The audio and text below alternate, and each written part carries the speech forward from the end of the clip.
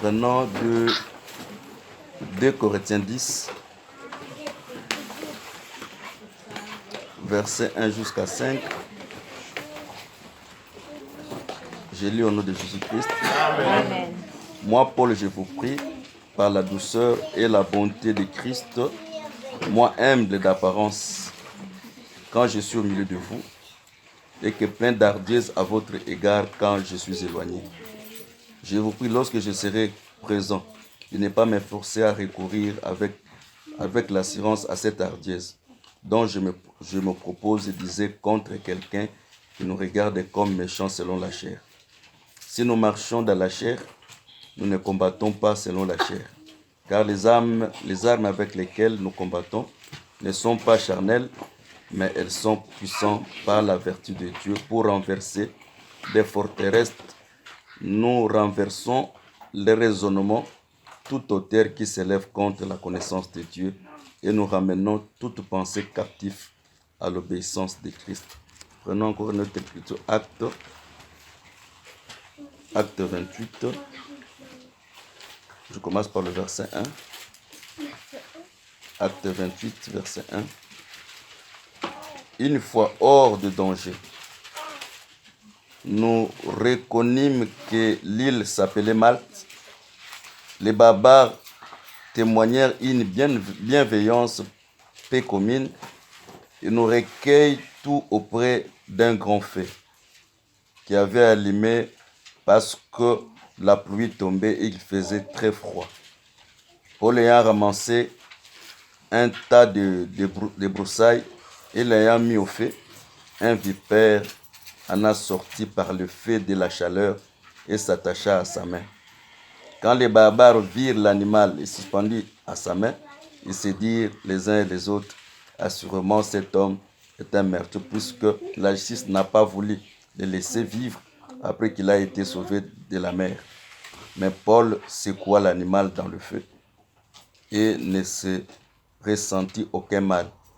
Ces gens s'attendaient de voir enfler ou tomber mort subitement, mais après avoir longtemps entendu, voyant qu'il ne lui arrivait aucun mal, les chargèrent d'avis, ils dirent, c'est un Dieu.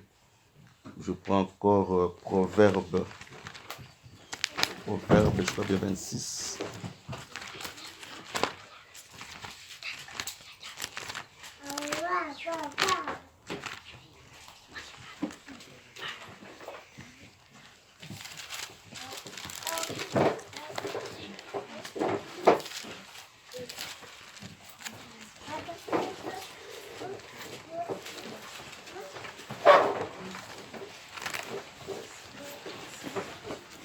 Proverbe.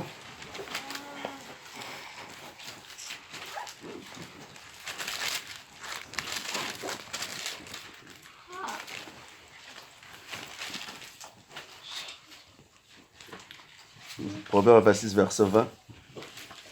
Faute de bois, le feu s'éteint. Que le Seigneur bénisse la lecture de sa parole. Je crois bien nous parlons sur la taille d'adorateur, mais nous allons un peu nous allons un peu camper sur l'aspect spirituel de la vie d'un homme. Nous avons dit le jeudi, pour les gens qui n'étaient pas venus, on va un peu répéter un peu quelques paroles que nous avons enseignées le jeudi. Nous avons dit ceci. Nous avons pris l'écriture de 2 Corinthiens 1, 2 Corinthiens 7, verset 1, qui nous parle sur la sanctification de la chair et la sanctification de l'esprit. Nous avons commencé pour parler de Gilgal qui était la sanctification de la chair parce que c'était la circoncision. Et nous avons dit que à Gilgal, quand quelqu'un accepte qu'il soit circoncis, dans d'autres termes, la personne accepte de souffrir selon la chair. Voilà pourquoi pour le salut, pour aussi notre délivrance, il faut que chacun de nous, comme Paul dit dans 1 Corinthiens 9, je traite durement mon corps. C'est-à-dire qu'il faut traiter durement le corps pour que la chair puisse disparaître. Nous avons dit encore à Bethel, parce qu'après avoir quitté Gilgal, je crois que Dieu va nous faire grâce. Si nous donnons encore la journée de demain, nous allons parler un peu sur la troisième dimension de la marche d'Élie avec Élisée, que nous appelons Jéricho. Parce que l'homme est composé, l'homme est tripartite. L'homme a la chair, l'esprit et l'âme. Et les trois marchent ensemble. Nous avons commencé par la chair. Nous avons dit la chair, quand quelqu'un elle est circoncis, c'est-à-dire elle accepte la souffrance. C'est ce que nous appelons traiter durement la chair. Mais nous avons quitté l'esprit de la chair pour aller dans le domaine de l'esprit, qui est le domaine le plus complexe et le plus vaste de la vie d'un chrétien. Et si dans la spiritualité, la personne ne comprend pas, des fois la personne peut se retrouver dans ce que nous appelons la magie, bien l'occultisme. Dans le domaine de l'esprit, nous avons donné quelques exemples. C'est-à-dire quand Jacob arrive à Bethel, là où il va mettre la pierre sur sa tête et la pierre va l'ouvrir la porte du ciel. Pour dire qu'à Bethel c'était la porte du ciel et qui est dans d'autres termes la sanctification de la chair. Nous avons donné un exemple. Vous pouvez me prendre ces deux enfants, les mettre un peu de l'autre côté parce que là je serai pas à l'aise.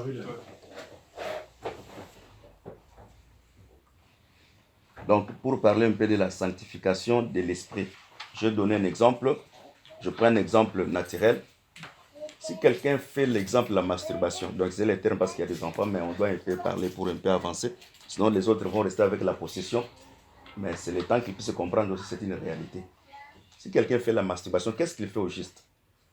Il prend une pensée.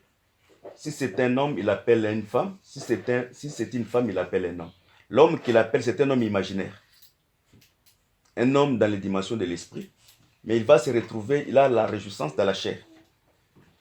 Je sais, Dieu, dans sa manière de fonctionner, les anges qui sont restés avec Dieu, selon la Bible, ce sont les anges qui ont conservé la dignité. Mais les anges qui sont rebellés devant Dieu, ce sont les anges qui n'ont pas conservé leur dignité. Donc, ils ont perdu les dignités de leurs anges. Ils sont maintenant esprits, mais au service du diable. C'est-à-dire, au lieu que l'ange qui est l'esprit au service de Dieu ne peut pas s'essuyer, parce que l'ange doit conserver sa dignité. Maintenant, qu'est-ce qui va venir quand tu fais de telles choses de pratiques? C'est maintenant un démon, un autre esprit qui n'a pas conservé sa dignité, qui viendra vers toi. Et quand il vient, c'est ce que nous appelons la suire de l'esprit. Tu deviens souillé de l'esprit. Or, quand ton esprit est souillé, la répercussion se manifeste toujours dans notre chair. Je prends encore un deuxième exemple. Tu dors la nuit, tu fais un songe, que tu marches quelque part. Mais en regardant comme ça, toi tu dors. Mais qui est celui qui marche là? Toi-même dans ta vision, tu sais que celui qui marche là, c'est moi. En dehors de toi qui a la chair, il y a aussi un autre toi qui est l'esprit. Maintenant, quand dans l'esprit là où tu fais ton songe là, tu trouves qu'on te frappe. Ou bien on te poignarde avec un couteau. La répercussion de ce qui s'est passé spirituellement, la nuit ou bien dans le rêve, le jour, ça va se manifester dans l'esprit. Dans la chair comme ça. C'était spirituel, mais la répercussion, c'est dans la chair. Je prie encore un troisième exemple. Je parle un sorcier. Un sorcier, c'est quelqu'un qui dort. Mais en dormant, il sort. Il sort par l'esprit. Mais quand on voit quand il vient voir, quand il dort, tu verras que quelqu'un, il dort. Mais lui, il n'est pas là. Mais celui qui est sorti là, ce n'est pas... C'est lui. Mais pas dans la dimension de la chair, mais dans la dimension de l'esprit. Donc, c'est-à-dire, la personne là qui fait le mal, il est tenté de souiller son esprit. Donc, son esprit devient souillé. Et la possession n'habite pas dans la chair, mais la possession s'explique par la chair. Mais la possession habite dans l'esprit de l'homme. Voilà pourquoi il a dit, je vous ai donné le pouvoir de chasser. Nous chassons quoi? Les mauvais esprits. Donc, dans la vie telle que nous vivons, il y a des réalités charnelles, il y a aussi des réalités spirituelles. Les réalités spirituelles qui ne sont pas visibles, mais qui ont une grande influence dans la vie de tout celui qui a cru. Voilà pourquoi le Seigneur devait revenir comme étant le Saint-Esprit. C'est-à-dire le Saint-Esprit, c'est le grand esprit. qui vient communier parce qu'il y a l'Esprit de Dieu, il y a aussi l'Esprit de l'homme. Le Saint-Esprit vient maintenant parce que l'Esprit de l'homme, depuis la chute d'Adam, l'Esprit de l'homme était réduit. L'Esprit de l'homme n'a pas la force de combattre avec un démon. L'Esprit de l'homme n'a pas la force de combattre avec un sorcier. Voilà pourquoi comme le Seigneur a vaincu, il a vaincu à la croix, il a pris maintenant la forme de l'Esprit pour venir maintenant habiter dans notre esprit. Pour donner maintenant cette grandeur de l'esprit à notre esprit, afin que notre esprit devienne capable de percer certains mystères de Dieu. Alléluia. Que le Seigneur bénisse. Dans la vie, tout se passe dans le spirituel. Si tu perds le spirituel, tu perds aussi le charnel. Voilà pourquoi Paul dit, les armes que nous combattons avec elles, ils sont plus puissants par la vertu de l'esprit pour renverser toute hauteur et tout raisonnement amené à l'obéissance de Christ. C'est-à-dire les armes que nous combattons avec ça aujourd'hui, ce ne sont pas des armes charnelles, mais ce sont des armes spirituelles. Ce sont des armes offensives et les armes défensives. Donc en français, c'est-à-dire les armes qu'on attaque avec et les armes qu'on se protège avec. Dans la vie, il y a un temps tu joues à la défensive, même à la nature, il y a aussi un temps tu joues à l'offensive. C'est si tu joues seulement au défensif, par faille, comme dans les matchs, quand les équipes jouent l'autre équipe, si l'autre équipe joue trop défensif, il peut t'arriver un faille, on marque le but, donc tu peux perdre les matchs. C'est dans le domaine de l'esprit, c'est par là nous allons comprendre, c'est ce que Daniel dit, pendant qu'on cherchait à interpréter le songe du Pharaon, la Bible dit, Daniel avait l'esprit supérieur. L'esprit de Daniel était un esprit supérieur. C'est celui qui a cru que Christ habite en lui. Il a un esprit supérieur.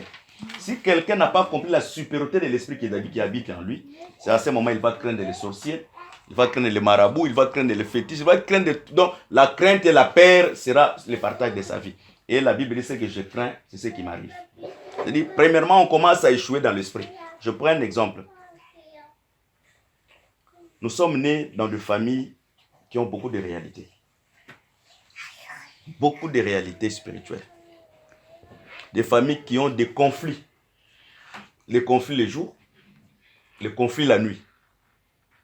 Souvent, les conflits du jour, ça peut avoir des répercussions visibles, mais les conflits de la nuit, ça a des grandes répercussions. Des fois, ce n'est pas pour rien, c'est pas pour rien, Pierre a dit, Dieu nous a rachetés de vaines manières que nous avons héritées par nos parents. Il y a certaines personnes, leur vie n'est que le fruit de l'héritage que nous avons hérité dans le sang. Leur malédiction, leur manque d'avancement, ce n'est que le fruit. Lui, il est innocent, mais il a hérité par le sang. Voilà pourquoi la Bible dit facilement, l'âme de l'animal se trouve dans le sang. Donc le sang, quand on parle de l'âme, selon la pensée de Dieu, l'âme c'est le sang. Quand tu hérites par le sang, c'est-à-dire tu hérites aussi certaines choses. Parce qu'il y a des familles où le conflit a régénéré des malédictions familiales. Cette famille-là, comme ils ont fait comme ça, nous en retour on fait comme ça. Je vais prendre un exemple avant d'avancer. Il y a ce qu'on appelle chez les Balouba Chibao.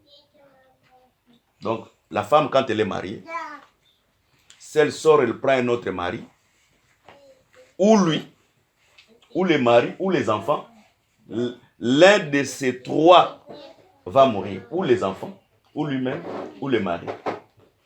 Dans cette réalité, je vais expliquer cette réalité. Dans cette réalité, qu'est-ce qui est encore? Si, exemple, on donnait quelqu'un, tu avais un copain, comme vous avez l'habitude d'avoir des copains. Tu avais un copain, tu t'es séparé avec, tu es tenté dans le mariage.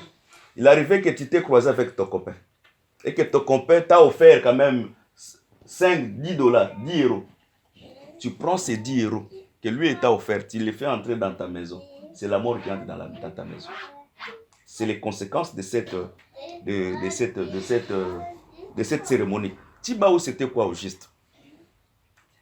Tibaou, c'était un frère deux frères qui se sont battus pour une femme.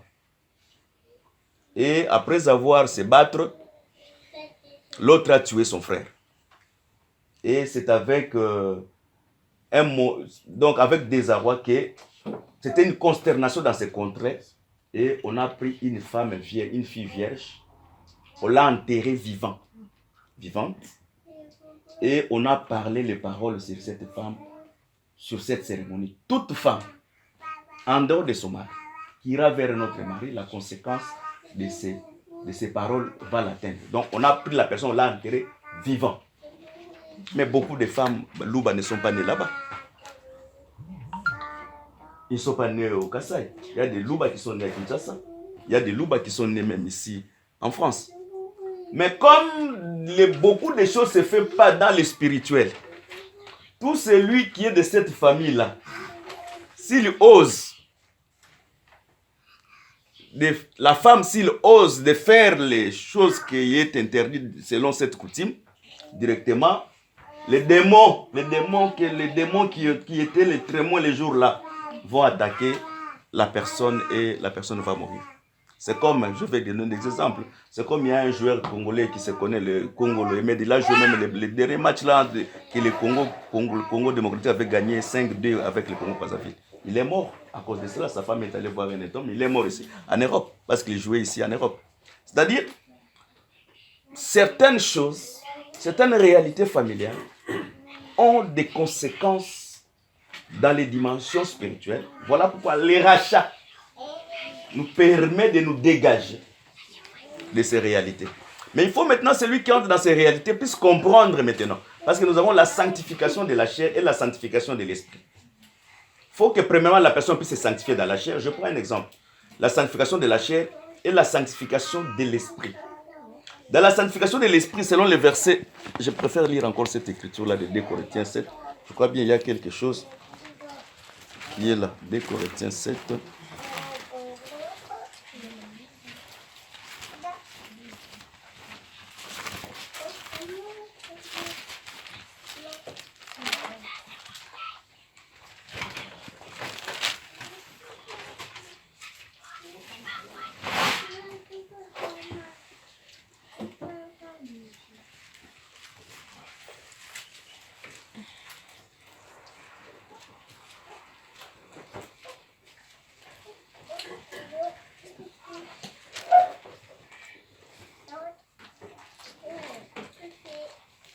Bon, c'est pas ça que je voulais utiliser, mais bon, je continue à parler ce mais c'est pas le verset que je voulais utiliser.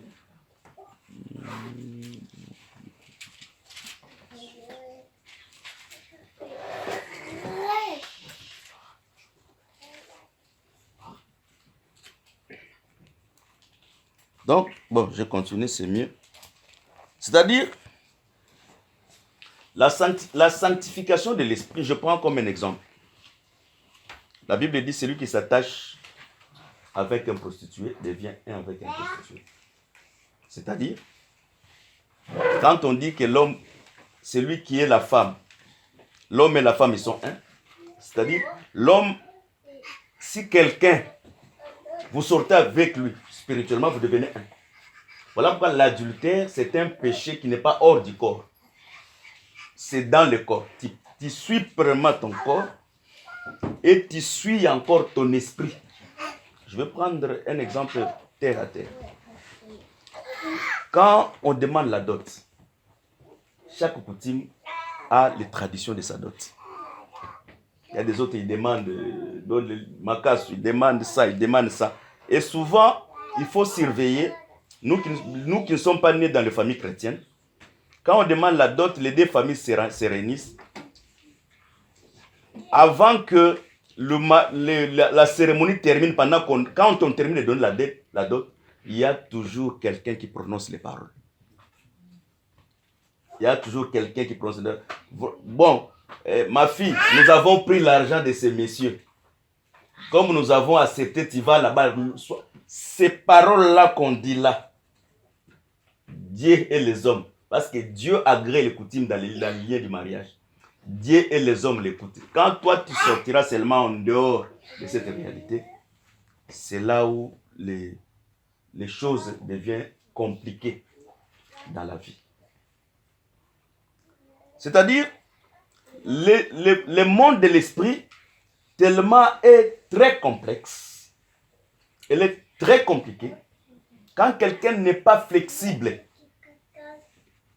Pourquoi on ne se pose pas la question? C'est aujourd'hui que nous avons compris que la sorcellerie, la magie, la franc-maçonnerie a évolué. Dans les temps anciens, un sorcier de bande ne peut pas quand même manger quelqu'un de Kassai.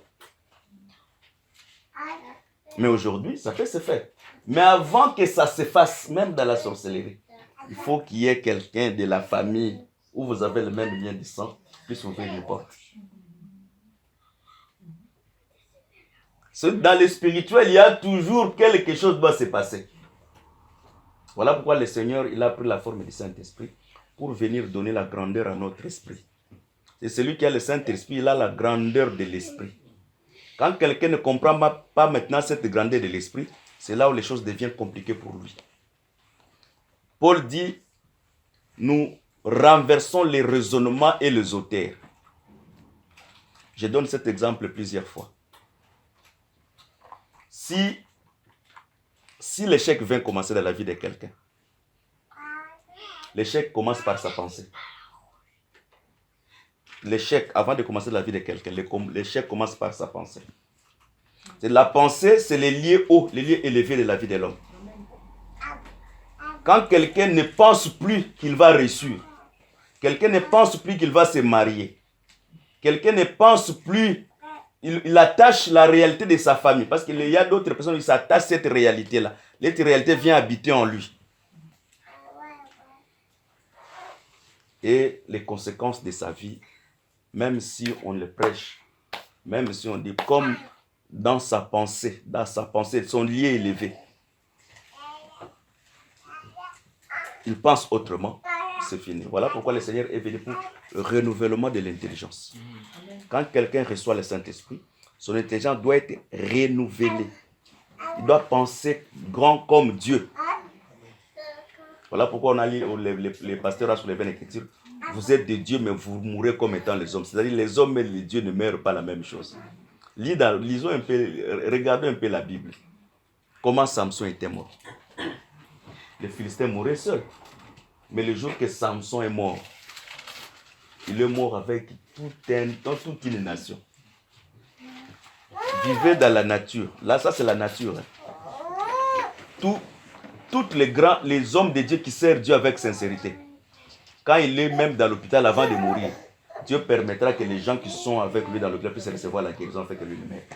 C'est un signe que celui-là, ce n'est pas un homme. Donc, un enfant de Dieu ne meurt pas avec facilité. Les sorciers ne peuvent pas te marier parce que toi, tu as le grand esprit en toi. Mais quand on ne comprend pas, c'est là où ça ne va pas. Je prends un exemple et je le donne chaque fois. Dans le pays où nous sommes venus,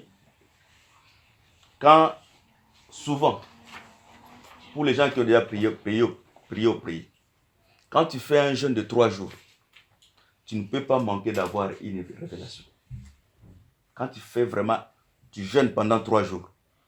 Si tu as jeûné pour une situation, si même Dieu a accepté ou il a refusé, Dieu va te donner une révélation.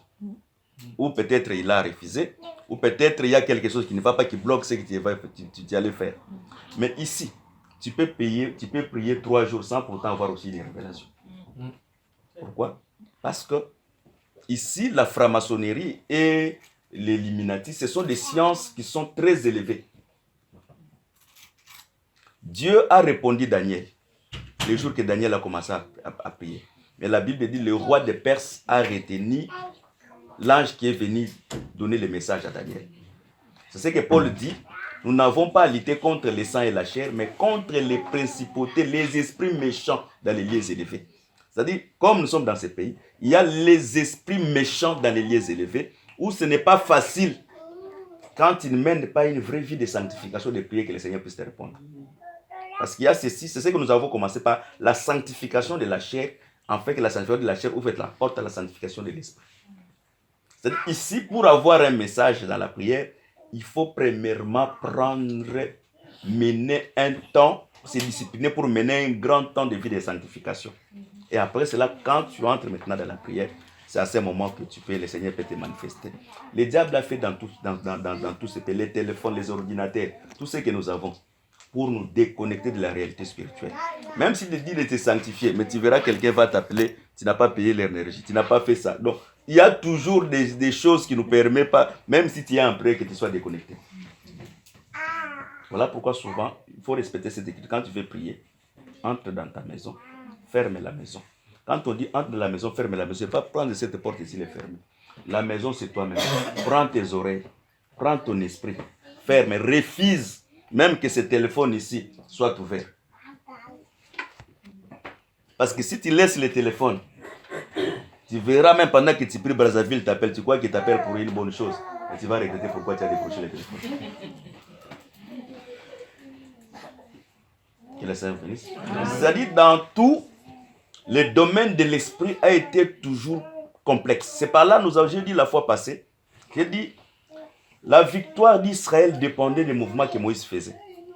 Donc, c'est-à-dire, la vie de tout un peuple dépend aussi de l'homme de Dieu que Dieu a placé au milieu de vous. C'est par là que je dis que dans les choses de Dieu, il ne faut pas être fanatique d'un homme de Dieu. Il ne faut pas vivre et dire qu'il faut être derrière la parole. Si l'homme de Dieu ne mène pas une bonne vie par rapport à la parole, sache-le qu'il est même ennemi de ta bénédiction. Et ne soyez pas amis de cette personne-là. Parce que quand Josué fut un vaillant guerrier qui connaissait la guerre, mais quand Moïse baissait ses mains, Josué perdait la bataille.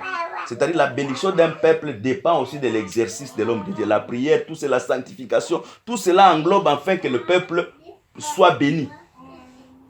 Voilà pourquoi on ne joue pas avec les choses dans le domaine de l'esprit.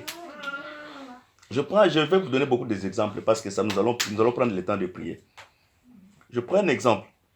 Si quelqu'un dans le domaine de l'esprit croit que tu l'as vu, ton esprit s'est croisé avec lui. Si tu n'es pas fort, c'est ta mort. Il va t'achever.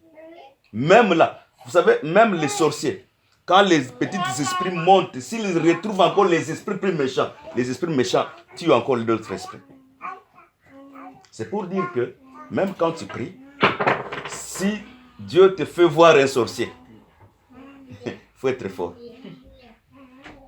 Parce qu'il il ne va pas accepter que dans le domaine, la nuit, que tu puisses les voir et que les jours, tu restes tranquille. Maintenant, il y aura un combat entre toi et lui. Amen. Et si maintenant tu es faible, l'esprit, c'est fini pour toi. Même quand nous prions, vous voulez les dons, ce n'est pas mauvais. Mais ta dimension spirituelle te permet de confronter certaines réalités de l'esprit. Alors que le Seigneur est venu pour éliminer les yeux de notre cœur afin que spirituellement nous devenons forts. Et cela peut se faire comment? Premièrement, il faut commencer par la sanctification de l'esprit. Il faut sanctifier ta pensée, ton esprit, afin qu'aucun souillure. Je prends un exemple. Tu dors la nuit, tu te retrouves que tu as couché avec un homme. Et le matin, tu te réveilles, tu es tranquille. Mais c'est scandaleux. Si tu es un homme spirituel, tu vas pleurer. Mais si tu n'es pas spirituel, tu vas normaliser cela.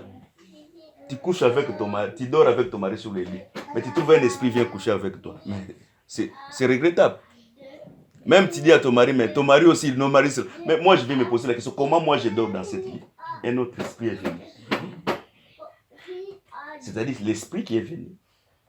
Peut-être il m'a trouvé dans la distraction.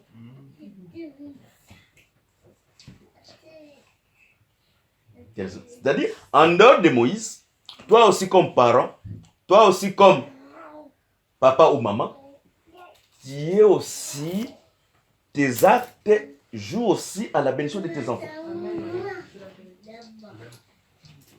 Je crois, mais je ne sais pas si je parlais avec le pasteur Armand le matin. L'Écriture dit, un évêque ou bien un ancien ou un serviteur doit savoir tenir ses enfants en bride. Les brides, je crois que c'est quelque chose qu'on met les chevaux ici. Donc, ce n'est pas le bride qu'on permet de faire marcher les chevaux. C'est-à-dire, un parent, spirituellement, il est le bride. Comment ces enfants vont marcher? Alors quand le parent perd l'autorité sur les enfants, à cause des réalités que nous vivons dans ces pays, il faut éviter dans ta bouche dire que les enfants de l'Europe c'est comme ça. Non, la Bible n'était pas écrite en Afrique. Amen. La Bible était écrite en Israël, la Bible a été en Italie, en Espagne. Dans tous ces pays que vous voyez ici, la Bible a circulé, mais tous ces pays n'ont pas modifié la Bible. Le monde entier sous l'emprise du mal. Il n'y aura rien de bon. Si les enfants des autres sont comme ça, mais les enfants des Gaïs n'étaient pas comme ça, parce qu'ils vivraient selon la doctrine. Dans la maison, il faut que les enfants se soumettent à ton Dieu. Et que tu sois aussi un canal spirituel de la protection. C'est comme un pasteur. La Bible dit que les conducteurs sont les gardiens de nos âmes. C'est-à-dire, un sorcier ne peut pas entrer, exemple dans l'église de Nanterre, venir prendre un brebis. C'est que le pasteur peut-être il était distrait. Donc spirituellement, en dehors de voir les hommes, il veille aussi spirituellement. Dans la maison, spirituellement, l'homme et la femme doivent aussi veiller spirituellement. Moi, je me pose la question, c'est qu'on dit la parole est là, mais défensive et offensive. Comment tu peux donner mon enfant à la sorcellerie? Même si tu me dis qu'il a donné le pain, je n'accepterai pas ça. Parce que c'est ça l'arme défensive. Et l'arme, là, je n'attaque pas. Là, j'utilise l'arme défensive. Que dit la Bible? Les enfants sont sanctifiés par leurs parents. C'est-à-dire, cet enfant ici, il est sous mon couverture. Et si tu lui donnes la chose que tu m'as donné, moi, la sorcellerie, comment tu l'as atteint? Moi, je n'accepterai pas ça. Même si tu dis qu'il l'a donné, je n'accepterai pas. Ça, c'est l'arme défensive. Mais ça ne manque pas que je puisse prier pour lui. Amen. Si moi, j'accepte cette réalité aura une influence sur lui. Je vais donner un exemple de la Bible. La Bible dit ceci. Quand le diable a parlé avec Ève, le premier qui a mangé le fruit, c'était Ève. Mais lis la Bible, les yeux d'Ève ne s'est pas ouverts. Amen. Mais quand Adam mangeait le fruit, c'est à ce moment que leurs yeux se ouverts. Tu peux faire une influence, mais aussi longtemps que moi je n'ai pas encore avalé cela, ça n'aura aucun effet.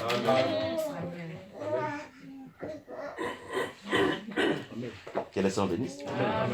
Dans le domaine de l'esprit, il y a des parents qui ont sacrifié leurs enfants. Je vais donner un exemple. Vous savez, je donne cet exemple là. Ce sont des choses spirituelles que nous devons, je les donne. Dieu, en venant en Europe, Dieu m'a enseigné beaucoup de choses. Je suis allé faire une service en Bruxelles, je faisais la délivrance. Je trouvais deux filles. L'un, son papa était ministre des Affaires étrangères. Au temps de Mobutu. C'est pas aujourd'hui, tu peux voir les ministres, c'est comme si, je ne sais pas qu'est-ce qu'il est. Et l'autre, son papa était ministre, si c'est de quoi, donc je ne sais plus. Je suis allé faire la délivrance, on priait. Comme quand on prie souvent, beaucoup les révélations viennent. On a commencé à prier pour la délivrance de cette personne. Qu'est-ce que j'ai compris? Pendant que je parlais avec la fille, les choses qu'il m'a expliquées, je ne pouvais pas sombrer dans l'émotion comme étant ministre. Mais moi-même, à l'intérieur de moi, j'ai dit, mais je suis né d'une famille pauvre, mon père n'avait rien, mais je trouve que j'étais bien. Parce que son père, comme il sacrifiait les enfants, chaque 2 ans, chaque 3 ans, sa mère l'a fait fouiller. Or, quand on te sacrifie, tu es déjà dans les listes de sacrifiés. C'est seulement par ordre, aujourd'hui on prend celui-là, on prend celui-là, on prend la mère, ah non, je peux fuir ma fille. Là où la fille était partie, son oncle encore l'a violée. Ah là, il est revenu encore avec son père. Un jour, il traversait le macadam, la voiture qu'il a tamponnée, on ne savait pas là où il était sorti. Sa maman a compris que son père l'a sacrifié. Sa maman l'a pris. Elle est allée là où il faisait leur culte, le culte au culte. Il a jeté son enfant. Il dit, je veux que mon enfant revienne vivante. Il a trouvé le ministre, le premier ministre, le Moulumbalou, tout était dans cette culte-là. Et en les jetant, la fille, aujourd'hui, elle est vivante, elle est revenue. Mais comme ce sont des familles qui ne connaissent pas Dieu, jusqu'aujourd'hui, des réalités spirituelles que cette fille traverse. Son mari s'est brûlé, aujourd'hui, il est en prison. Parce que tu peux te marier avec quelqu'un que ton esprit est faible et l'influence de ces démons qui sont en lui te prend et tu pars. Qu'est-ce qui est arrivé à ces garçons-là? Je les mets aussi beaucoup. Les garçons, tellement l'instabilité de la situation spirituelle de sa femme, il a pris une copine blanche. Quand il a pris une copine blanche, le blanc aussi, il a aussi un autre copain. Il n'a pas supporté, il a mis l'essence, il a jeté il a brûlé et les blancs et tout dans la maison en Belgique. Tu crois que c'est l'influence, non, c'est l'influence naturelle. Non, c'est une influence spirituelle. Ici en Europe, tu peux avoir la volonté de se suicider. Même dans le mariage, tu peux avoir le problème de mari et femme, tu as l'envie. Tu étais en Afrique, tu n'as jamais senti cette envie-là. Mais ici, cette envie peut te monter dans le cœur. Le diable peut te visiter facilement. Tout ça, le diable joue avec l'esprit. Voilà pourquoi l'esprit des meurtres est beaucoup dans ce pays. Maintenant, les gens qui sont les listes des gens qui sont déjà sacrifiés. Mais si ton esprit n'est pas fort, si Christ ne vient pas à toi, si toi aussi, parce que tu peux avoir Christ, mais tu ne comprends pas que celui qui est en toi est plus grand que celui dans le monde. Maintenant, en dehors des armes défensives, il y a ce que nous appelons les armes offensives. C'est par les armes offensives, c'est là que je dis que le combat que je suis en train de combattre, je le combat dans la victoire. J'ai vraiment cette conscience-là. Celui qui est en moi est plus grand que celui qui est dans le monde. Celui qui est en nous sont plus grands que celui qui est en nous. Parce que la Bible le dit. Quand Géasi disait à Élisée, oh, on va nous attaquer. Élisée a prié qu'on ouvre à Géasi les yeux. Il a vu que les gens qui étaient avec étaient équipés de chars de feu. C'est pour dire seulement que même si on est consacré, mais en sachant que le Seigneur nous a rachetés, l'esprit qui habite en moi, il est plus fort que l'esprit de mon père, il est plus fort que l'esprit de ma grande-mère. C'est-à-dire, j'ai cette conscience, je marche avec cette conscience à l'intérieur de moi. C'est cette confession-là, c'est cette assurance intérieure-là que Dieu est en toi. C'est là qui fera que tu puisses avancer. Mais si tu n'as pas cette conscience intérieure, moi je ne crains pas que ma mère soit une sorcière. Je ne crains pas que mon père soit un sorcier. Je ne crains pas que dans ma famille il y a des sorcières. Je ne dis pas que je ne vois pas ces réalités la nuit.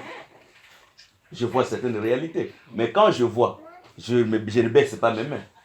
Je me lève maintenant de la prière. Maintenant, je commence maintenant. Là, je ne fais plus les défensifs. Là, je prends maintenant l'offensif. Premièrement, j'ai l'esprit supérieur qui est lui. Le Dieu que moi je crois, il est plus grand que son Dieu. Le Seigneur m'a donné l'autorité. Moi, tu peux envoûter la nourriture. Mais je sais que la Bible nous donnera le breuvage mortel, mais ça n'aura aucun effet sur moi. Quand je parle de breuvage mortel, je ne parle pas seulement de la nourriture que tu as mis les poissons. Même la nourriture que tu as envoûtée là, ça n'aura aucun pouvoir sur moi. Ce sont les dimensions de la foi dans le domaine de l'esprit où la personne peut commencer à marcher avec ça pour aller de là. On peut vivre, toi tu es franc-maçon, toi tu es sorcier, mais on est dans la même maison. Mais je sais, je vais élever maintenant les promesses avec l'arme offensive. Je prends une écriture. Il y a des dieux. Le jour que les Philistins ont pris l'arche de l'alliance, la Bible, les Philistins ont ramené l'arche de l'alliance devant leur dieu qu'on appelait Dagon. Quand ils se sont réveillés le matin, ils ont trouvé que Dagon était tombé. Ils ont relevé Dagon. Dagon était tombé, ils l'ont relevé jusqu'à ce que Dagon s'est amoncelé et Dagon a disparu. C'est pour dire que si le diable vient te combattre et qu'il trouve que tu l'as vaincu, il ne va pas laisser. Les gens viendront le secourir pour relever. Mais si toi encore tu as Dieu, il tombera jusqu'à ce qu'il tombera, jusqu'à ce qu'il va tomber en fait. C'est pour dire ceci. Comme moi je Dieu, l'esprit supérieur est à moi. Toi tu es sorcier. Même si tu m'envoûtes, tu finiras par tomber. Tu finiras, c'est là où l'écriture s'accomplit. Le méchant ne demeure pas dans l'assemblée des justes. C'est-à-dire, si tu as la capacité de la repas, même si tu es mon mari, même si tu es ma femme, tu seras non-croyant, tu partiras. Si tu ne meurs pas, tu fuiras de toi-même. Que les Seigneur bénisse. Et pour dire que il faut, en dehors de ce que nous écoutons comme la parole, les Écritures comme étant les promesses, nous donnent la force de savoir que maintenant, ça c'est l'arme défensive et ça c'est l'arme offensive. C'est-à-dire, si même on veut me... Je dis, mais le Seigneur sait qui est dans ta main, d'autres personnes ne peuvent t'arracher. Moi, entre tes mains, personne ne peut m'arracher. La foi, c'est le bouclier. Même si quelqu'un tire les flèches, nous savons que le flèche enflammé de malin, pendant que nous marchons tous les jours, il nous tire les flèches. Tu peux voir aussi de la nuit, dans le spirituel. La flèche t'a atteint. Mais comme tu n'as pas c'est l'aval de cette flèche, c'est toi. Moi, je dis que les flèches là, ça ne m'a pas atteint parce que moi, le Seigneur me protège. Amen. Directement, la chose qu'il a été prononcée n'aura aucun effet. Mais quand on ne comprend pas ces choses-là, je peux facilement. Je suis né de la famille telle. Il y a des réalités spirituelles. Mais moi, depuis qu'on m'a racheté, je ne partiens plus à cette famille. Amen, amen. Et les réalités de cette famille, je l'ignore même, je ne connais pas. Amen. Moi, je suis de la même famille avec les Abraham, les Jacob, les David, les Moïse. Nous sommes de la même. Donc, si je veux voir la nouvelle, il faut que le comportement de Moïse, la victoire de David et de Samson soit sur moi. Amen. Mais quand tu commences à voir ces réalités, tu les laisses développer dans ton cœur. Voilà pourquoi la Bible dit il faut que le raisonnement et les auteurs soient ramenés à l'obéissance de Christ. Amen. Que les saints bénissent. Dans toi, par le sang, il peut y avoir un serpent, comme la Bible dit. Écoute, Jésus, la Bible dit, Paul, pendant qu'ils ont fait naufrage, Paul a pris un bois, l'a mis dans le feu, et dans le feu, un vipère est sorti, l'a mordu Pierre. Paul, pour faire tomber les serpents, il n'a pas pris la main, il a commencé à jeter de l'autre côté. C'est le même fait qui a fait sortir les serpents. C'est le même fait aussi que Paul a incliné sa main pour que le feu puisse détacher les serpents. Amen. C'est-à-dire, dans d'autres termes, la Bible dit, Proverbe dit, faute du bois, le feu s'éteint. Premièrement, nous tous ici, nous sommes des bois. Parce que Jésus dit, si moi qui ai le bois vert, on me traite comme ça, alors vous le bois sec. Et nous tous tels que nous sommes les bois. Dans le bois, il y a quelque chose. Pour que la chose, c'est le fait de la prière qui peut enlever ce qui se trouve en nous. Amen. Mais après avoir enlevé ce qui se trouve en nous, c'est toujours la prière qui a aussi la capacité de détacher ce qui est en nous. Parce que quand tu pries, il faut faire attention.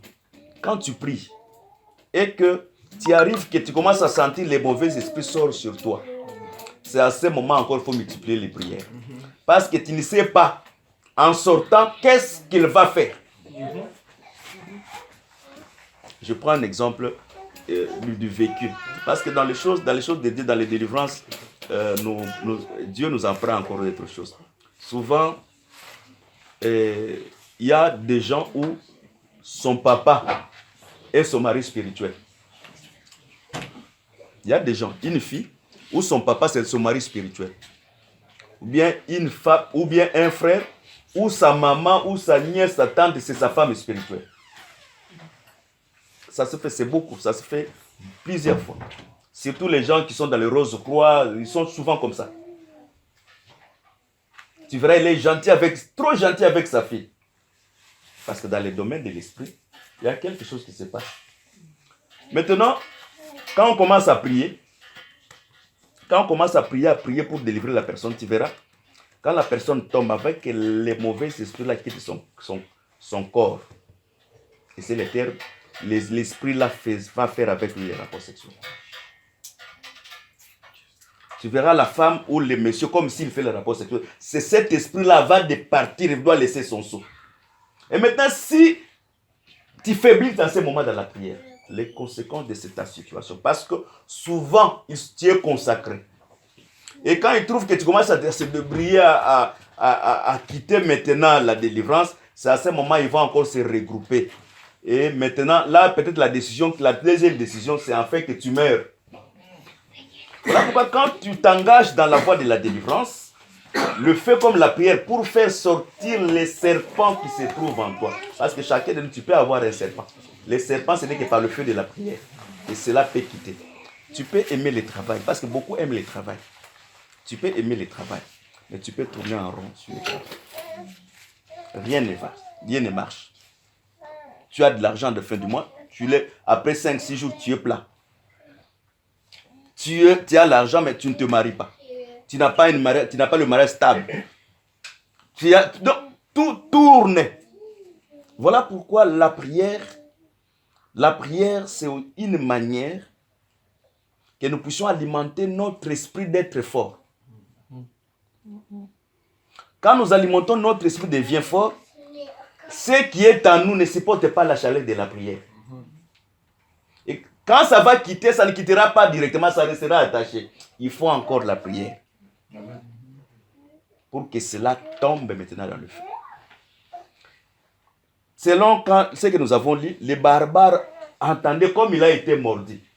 C'est-à-dire les conséquences de cela vont se manifester. C'est-à-dire, sache-le que quand un démon quitte en toi, le démon laisse son empreinte en toi. Cette empreinte-là, c'est par la prière que tu peux enlever aussi cette empreinte. Voilà pourquoi, dans tout ce que nous faisons, premièrement, il faut commencer à dompter tout spirituellement.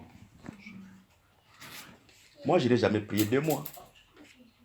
Mais ici en Europe, je n'ai jamais fait le jeûne de 2 mois. J'ai fait le jeûne de 30, 20, 20, je l'ai fait. En Afrique, je l'ai fait. Mais ici en Europe, j'ai fait le jeûne de 60 jours. Donc, le mariage m'a envoûté dans les dimensions. Même moi-même, je ne me comprends pas. J'ai prié 7 jours, non, 60 jours. Mais je ne vais pas te rencontrer pendant 60 jours les choses que je rencontre. Mais le 60e jour, Dieu m'a exaucé. Les 60e.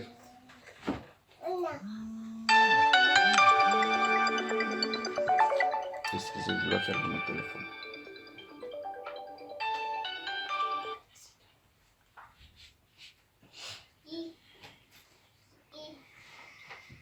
Excusez, je dois éteindre.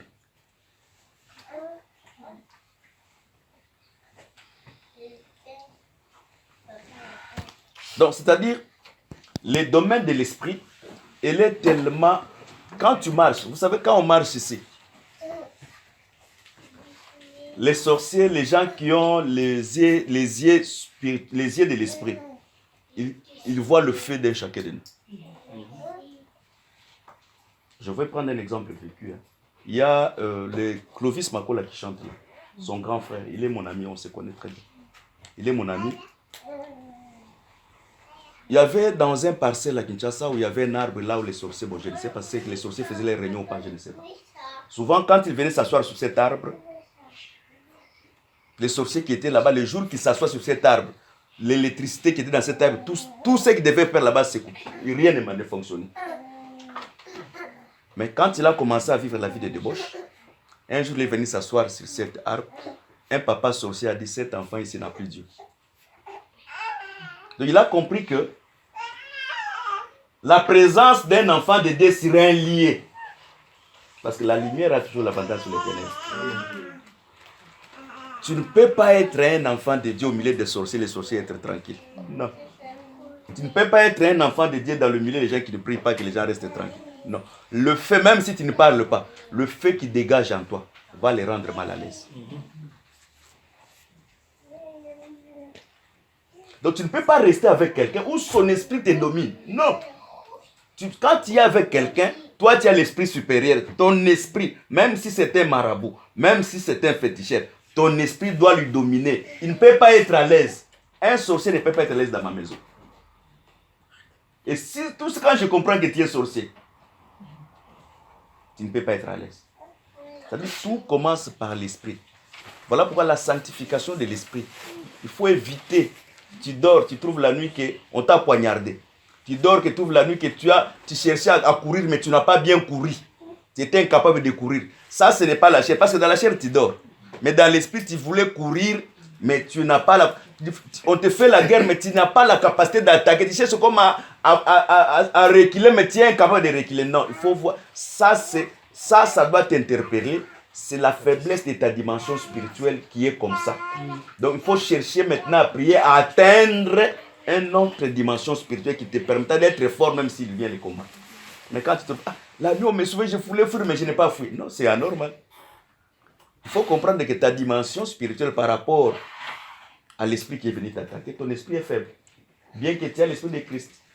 Maintenant, tu dois développer la communion avec Dieu afin que ton esprit grandisse. Parce que la Bible dit aussi longtemps que l'homme extérieur se détruise, l'homme intérieur se renouvelle de jour au jour. Le renouvellement, l'agrandissement de l'homme intérieur. Nous, on a déjà prêché plusieurs fois, tu prêches, quelqu'un t'interprète. Mais tu vois qu'on l'attaque. Toi, tu es avec lui, mais on l'attaque lui. Tu comprends, c'est celui qui a été attaqué. Tu peux être attaqué en prêchant. Prêcher, c'est bien, mais ce n'est pas mauvais. Mais tu peux être attaqué en prêchant. Voilà pourquoi nous, les autres, nous craignons beaucoup de choses dans la vie. Par les conseils de la vie, tu peux avoir des complications sur les situations de mariage, mais qu'est-ce qu'on craint? Si je me prostitue, peut-être les gens ne sauront pas. Mais la personne, est-ce qu'elle a combien de démons qu'il va me transmettre? C'est ce que je pense. Il va me transmettre combien de, peut-être une cargaison de démons.